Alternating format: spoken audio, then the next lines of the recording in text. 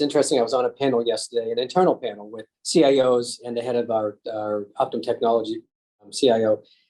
And we were talking to it was the Academy of Technology monthly lunch and learn, our own Academy of Technology. So these are our brightest technologists throughout the enterprise. And one of the things we were talking about is the industry's going digital therapeutics. It's going more retail, consumer driven. That's a new direction for us as an industry. We're not used to that, right? So we're trying to share with our technologists, you need to look at things differently, right? But to Chris's point, we need to pick certain areas to start in. You can't just boil the ocean here. So in care delivery in itself is a very broad area. There's a lot of new digital therapeutic companies are out there, startups that are offering their services, via a subscription model or something that, through telehealth, right? Telehealth is the direction everybody's heading down. So, and in that, it's very broad.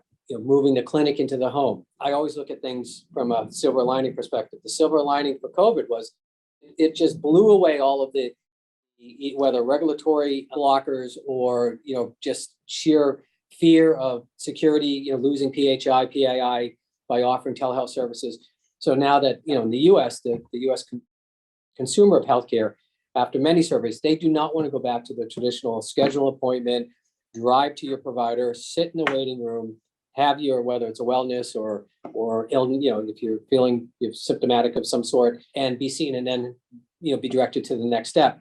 Today in 60 seconds, you can be on a telehealth visit with a nurse or LPN doctor, and whether that's a wellness or an urgent care visit. And that is so much more efficient for everybody in the ecosystem.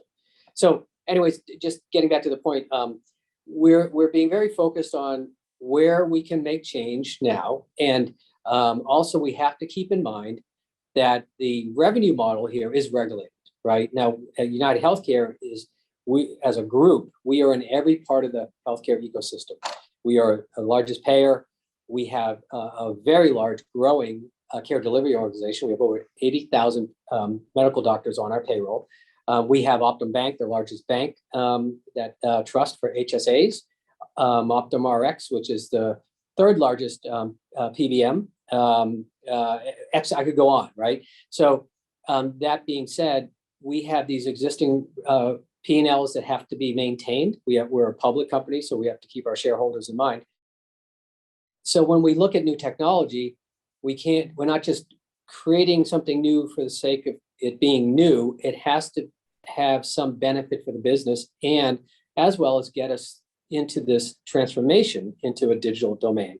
So that's something we have to work on internally, especially as a technology organization, keeping in mind the business needs. Because, an example, if you put out a new server and it may have 3 times the throughput and twice the storage, but if it doesn't either allow, enable new customers, new revenue, or reduce the cost of operations, or some other benefit, or the cost of ownership on a year-to-year basis is neutral, like doesn't add any revenue, then we shouldn't do it, right? The business is going to say, why would I do that, right?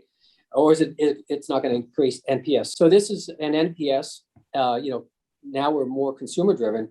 We have to really look at that, right? We have to do A/B testing and see how the consumer is behaving with these new digital services. So that we have to be very, very specific in what we invest in.